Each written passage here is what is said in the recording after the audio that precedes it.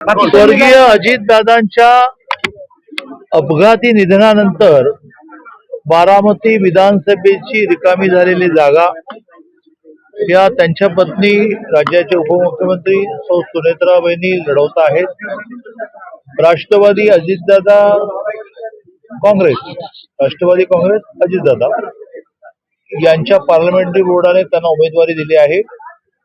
राज्यात महायुती आहे आणि त्यामुळे महायुतीचा प्रमुख घटक पक्ष म्हणून भारतीय जनता पार्टीची जबाबदारी आहे की आम्ही ह्या निवडणुकीमध्ये आमचाच उमेदवार उभा आहे, भारतीय जनता पार्टीचा, अशा भूमिकेत काम केलं पाहिजे।